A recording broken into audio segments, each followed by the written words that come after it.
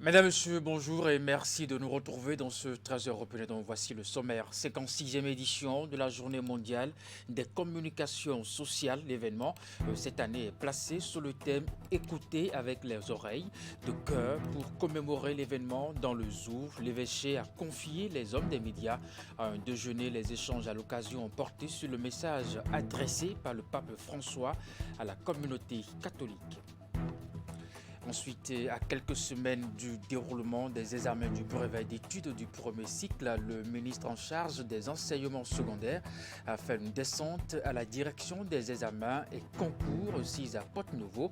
L'objectif de cette visite est de constater le niveau d'avancement des travaux allant dans l'organisation du dit examen. Cette année, ce sont 119 746 candidats repartis dans 211 centres qui iront à l'assaut du BEPC.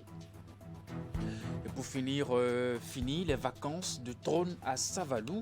La crise déclenchée pour la succession du trône a pris fin. Le Vidaro a été présenté ce dimanche à la population. Il a été choisi à l'issue d'un processus dirigé par les chefs de lignée, prêtresses, sages et autres notables du royaume. La présentation du futur roi fait suite à une série de cérémonies enclenchées 3 jours plus tôt. Mesdames, Messieurs, c'était le sommaire de ce 13h au Bénin. À nouveau bonjour et bienvenue si vous nous rejoignez. 56e édition de la Journée mondiale des communications sociales. L'événement cette année est placé sous le thème Écouter avec les oreilles de cœur.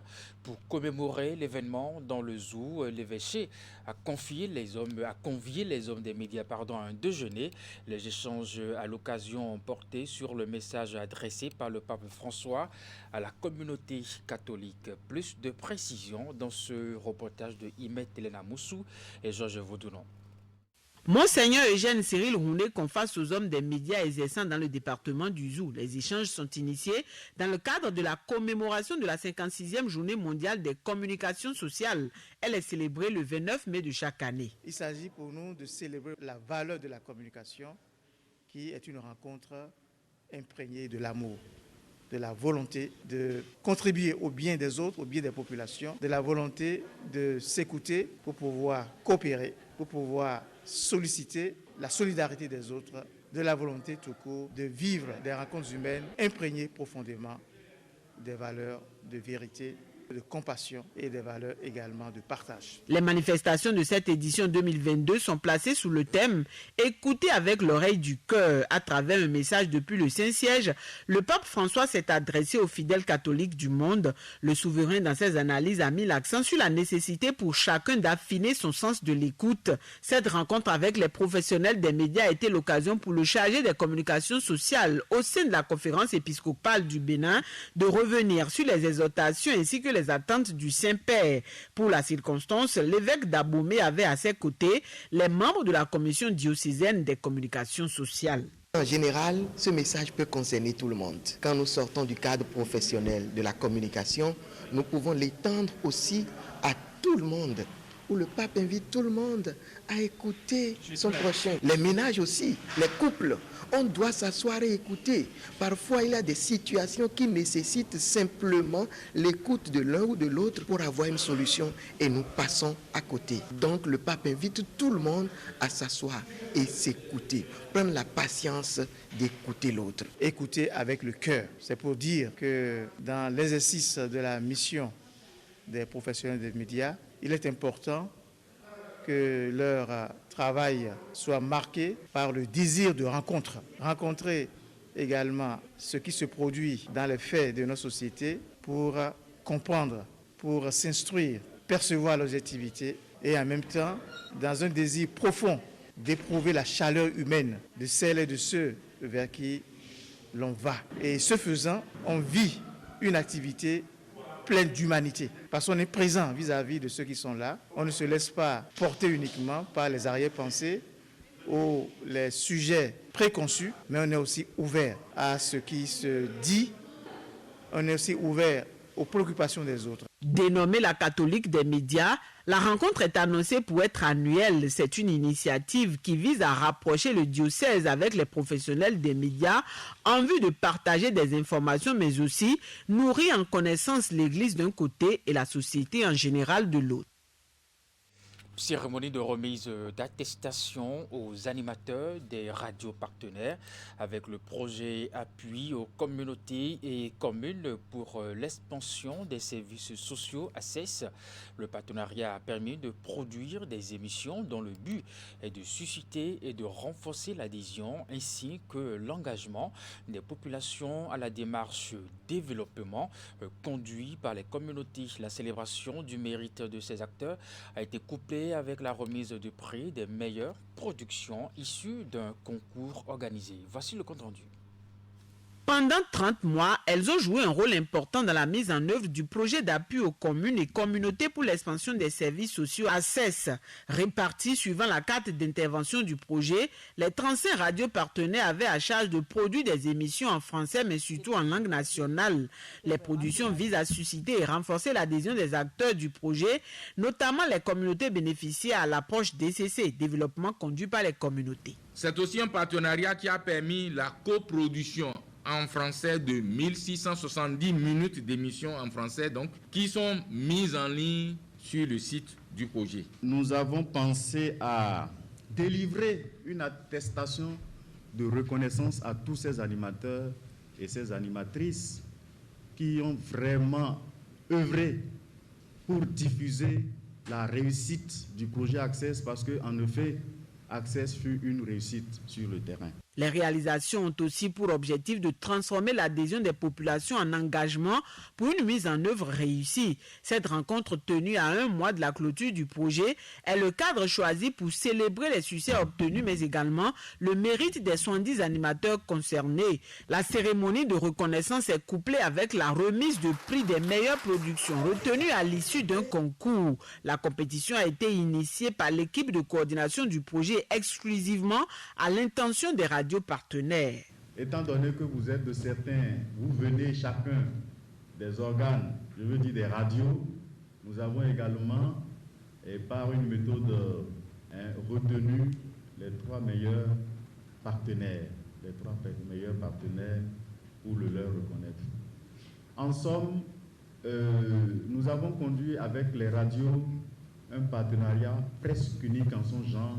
Le thème du concours est intitulé « Communauté transformée au contact du DCC ». Les productions soumises ont illustré des réussites communautaires particulières et des cas concrets de transformation de la situation initiale après l'intervention du projet. Au thème des travaux conduits par un jury, les résultats se présentent comme suit. Les 3 meilleures radios du partenariat. 3e, Radio Moncoufet, Basila. 2e, Radio Fraternité de Parakou. Et la première radio, c'est Radio Trait d'Union. Boycon. Résultat du concours de la meilleure production maintenant. 3e, Gisèle Zanou, Radio Ozana. 2e, Pascal Dawé, Radio La Voix de l'Okosa. 1er, Mélanie Achaoué Douba, Radio Lalo. Projet d'envergure, ACES a été mise en œuvre dans les 77 communes du pays. Avec les radios partenaires, l'équipe de coordination a profité de leur proximité avec les communautés bénéficiaires pour réveiller les consciences à travers la dissémination de l'approche DCC, qui est la démarche d'intervention du projet. On reste toujours avec ce projet ACES, les acteurs impliqués dans la mise en œuvre du projet donc ACES, dont les départements de l'Atakora, du Borgou, de la Liborie et de la Dongar participent depuis ce lundi 30 mai et ce pour 2 jours à l'atelier régional de clôture du dit projet. L'objectif de cette rencontre est de faire le point des activités entrant dans la mise en œuvre du projet. À quelques semaines de la fin, c'est le préfet de l'Atakora qui a procédé au lancement des travaux à Natitengu. Reportage. Faire le bilan global des activités menées, le point des difficultés rencontrées et les leçons tirées, afin de partager les perspectives et stratégies de pérennisation des acquis. Voilà l'objectif de cet atelier régional de clôture du projet ACES qui a réuni à Natitengu pour la région Nord les différents acteurs de mise en œuvre du dit projet. Nous assistons à un atelier régional de clôture des activités du projet ACES qui est pratiquement en fin d'exécution. Nous venons donc partager avec eux les résultats et surtout réfléchir sur comment nous allons essayer de pérenniser, de rendre durable l'ensemble des interventions parce que nous avons avant tout travaillé pour les communautés, donc pour les sortir de la précarité et nous avons travaillé également pour renforcer les communes en finançant des investissements qui vont servir à améliorer, disons, les conditions de vie des populations à la base. Ils sont donc venus du Borgou, de la Libori, de la Donga et de la Takora à ce premier atelier régional qui fait suite à celui national tenu à Boïcon. L'autorité départementale qui a procédé au lancement des travaux s'est réjouie des résultats obtenus dans les départements concernés. À la veille de clôture du projet, les signaux sont au vert. Les résultats obtenus dans nos départements et la satisfaction notée auprès des bénéficiaires renseignent sur l'efficacité de l'approche de mise en œuvre du projet, le développement conduit par les communautés DCC. Cette approche est pour moi un puissant moteur de propulsion de développement de nos communautés. À l'heure du bilan, j'ai la certitude que les statistiques qui nous seront présentées dans un instant comblent les attentes du gouvernement et de son partenaire, la Banque mondiale. Pour les acteurs de mise en œuvre du projet ACS, les objectifs ont été atteints. L'objectif est atteint et à presque 100%, je dirais, parce que toutes les réalisations qui étaient prévues, nous les avons faites. Tous les indicateurs de performance qui nous étaient assignés, nous les avons remplis, tous à 100%, sans exception. Et le financement qui nous a été remis, nous sommes pratiquement en train de le boucler. Ce sera bientôt 100% d'ici à la fin du mois de juin. Cet atelier durera 2 jours et ouvrira les portes à celui de la région centre qui se tiendra à Dassazoumé. Je vous l'annonçais en titre, à quelques semaines du déroulement des examens du brevet d'études du premier cycle. Le ministre en charge des enseignements secondaires a fait une descente à la direction des examens et concours, 6 à Porto-Novo. L'objectif de cette visite est de constater le niveau d'avancement des travaux allant dans l'organisation du dit examen. Cette année, ce sont 119 746 candidats repartis dans 211 centres qui iront à l'assaut du BEPC. Les précisions avec le ministre Chabi Kouaro à la fin de la visite. J'ai pu faire une petite séance de travail avec les cadres techniques, le DEC et ses collaborateurs tout à l'heure, pour m'enquérir de l'évolution des préparatifs. J'ai pu visiter toutes les salles où il y a le matériel sensible et autres. Et je puis vous rassurer que la feuille de route que nous avons préalablement établie dans le cadre donc, de l'organisation des examens, elle est en train de se dérouler correctement. Je suis satisfait du niveau d'avancement des préparatifs. Il faut dire que nous allons continuer la dématérialisation de l'organisation du BEPC. L'an dernier, si vous vous souvenez, nous avons dit que l'établissement des listes de surveillants et de correcteurs se fera de façon automatisée. Et ce qui a été fait, ce qui nous a permis en son temps de gagner et en temps, et en énergie et en argent.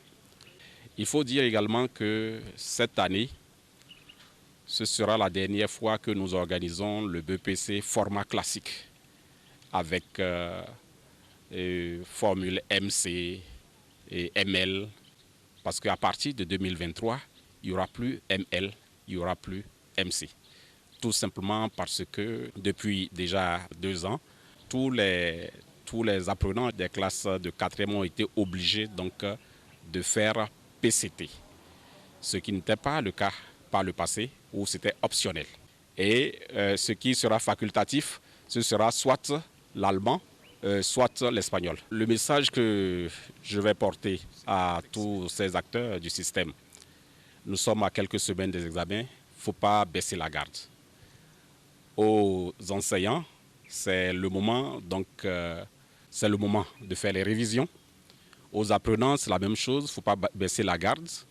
Il faut donc continuer les révisions sans, bien évidemment, exagérer. Aux parents d'élèves, c'est également le moment de soutenir leurs enfants, de les soutenir, de les encourager, de faire attention donc aux aspects de santé, etc., etc. La diplomatie sur le terrain dans la suite de ce 13h au Bénin. Aurélien Agbenossi, ministre des Affaires étrangères de la coopération, et sa suite se sont rendus dans les locaux du centre de perfectionnement aux actions post-conflictuelles de déminage et de dépollution à Ouida, une structure qui contribue à la promotion de la paix dans le monde à travers la formation des spécialistes détecteurs d'engins explosifs. Ici, l'autorité est allée constater le fonctionnement de cette structure. Nous allons retrouver Narcisse Alossé et Henri Gantin pour le compte rendu. Aurélien Agbenossi, reçu ici au centre de perfectionnement aux actions conflictuelles de déminage et de dépollution implantées à Ouida.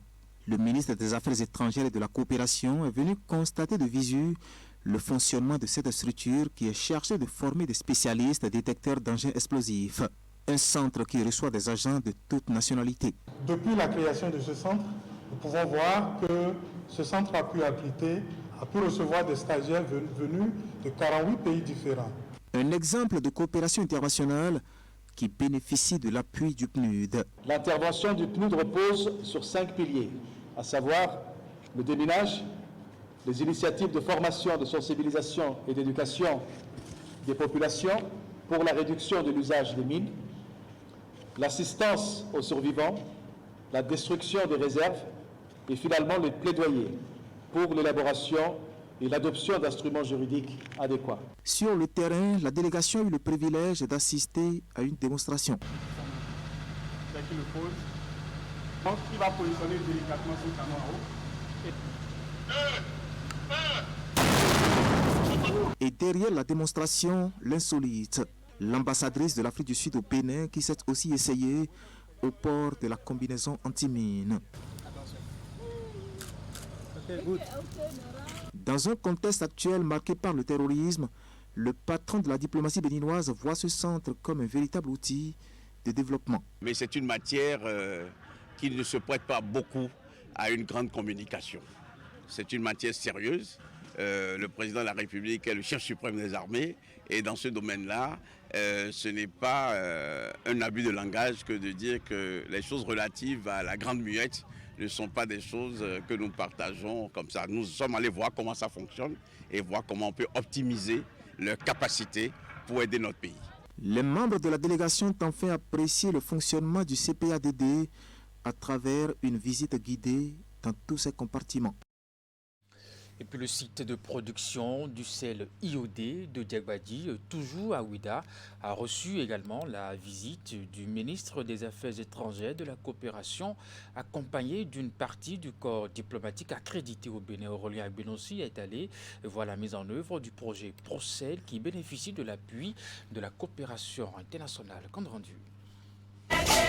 Le ministre des Affaires étrangères et de la coopération sur le site de production du sel IOD de Diagbadi à Ouida, le casting à première vue paraît étrange et l'autorité justifie sa présence. C'est un ministère où nous sommes en charge de la coopération, de coopérer avec d'autres partenaires, des pays ou des institutions. Mais il est utile de temps en temps de venir voir le résultat de ce que cette coopération donne. Nous sommes dans un contexte de cherté de vie, nous sommes dans un contexte de difficulté dans la vie de tous les jours pour nos populations. Et donc c'est important de voir la réalité sur le terrain. Voir la réalité sur le terrain, surtout au contact d'un projet qui bénéficie de l'appui de la coopération internationale porté par les ambassades du Brésil, de l'Inde et de l'Afrique du Sud, mais aussi le programme des Nations Unies pour le développement. C'est un projet phare auquel on croit profondément. Je crois que beaucoup de gens l'ont rêvé, depuis le chef de l'État jusqu'à les techniciens du ministère ou de PNUD que vous voyez là. Tout le monde veut vraiment la réussite de ce projet pour que la vie de nos mamans puisse changer. Et peut-être aussi quelques mois, vous allez retrouver le sel de Diagbadi partout dans les supermarchés. Je crois que c'est ça l'objectif, en tout cas auquel on croit beaucoup. Un objectif qui, une fois atteint, permettra aux acteurs de ce métier de sortir de la précarité. Depuis des millénaires, le sel est produit ici de manière très artisanale, je peux même dire archaïque. Aujourd'hui, il va falloir moderniser cela tout en préservant le côté, traditionnel. Donc j'ai été très heureux de revenir ou de venir à Diagbadi écouter ces femmes, voir les transformations que la coopération peut avoir sur leur vie de tous les jours. Et ici, les transformations sont déjà visibles avec l'installation des plateaux techniques modernes qui dispensent à ces femmes productrices du sel iodé des efforts physiques déployés par le passé. Je vous l'annonçais en titre, fini la vacance de trône à Savalou. La crise déclenchée pour la succession au trône a pris fin. Le Vidaro a été présenté donc ce dimanche à la population. Il a été choisi à l'issue d'un processus dirigé par les chefs de lignée, sages et autres notables du royaume. La présentation du futur roi fait suite à une série de cérémonies enclenchées 3 jours plus tôt, lesquelles entrent dans le cadre de funérailles du défunt roi et précèdent l'intronisation du prochain roi. Pour les uns et les autres, c'est un grand pas qui vient d'être franchi et qui consacre le retour à la normale de la vie spirituelle dans le royaume. Reportage. Bonne nouvelle pour les populations de Savalou. Le successeur de Dada Gandiaïna Oyo Bagidi 14 est connu. Le Vidaro a été officiellement présenté au peuple ce dimanche après-midi.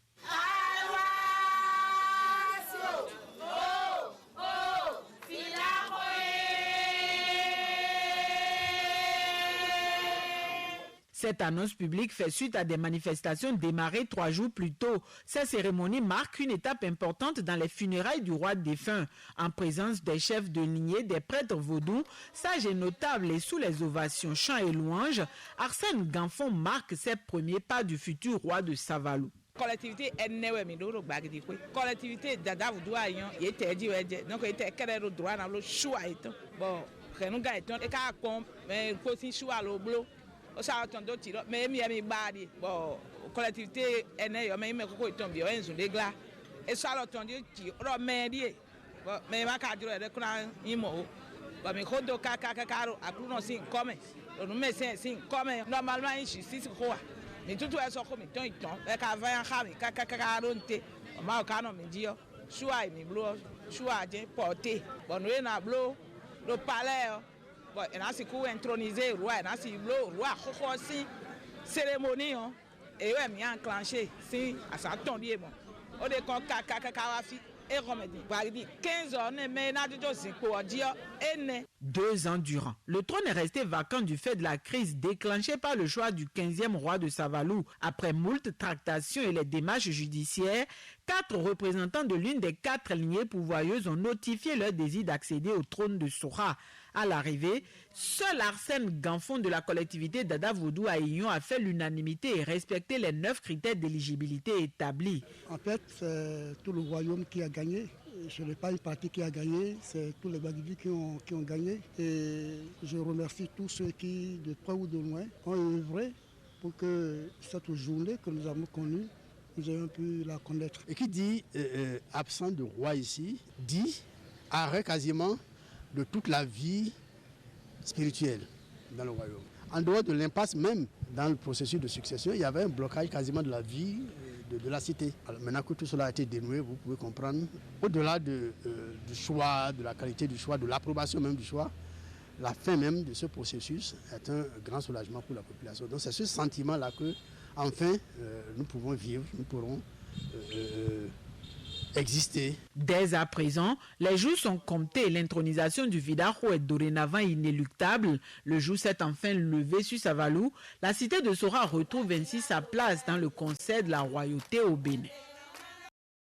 Vive le roi donc. Mesdames et messieurs, c'est la fin de ce 13h au Bénin. Merci de l'avoir suivi. Le programme se poursuit après moi sur Canal 3 Bénin.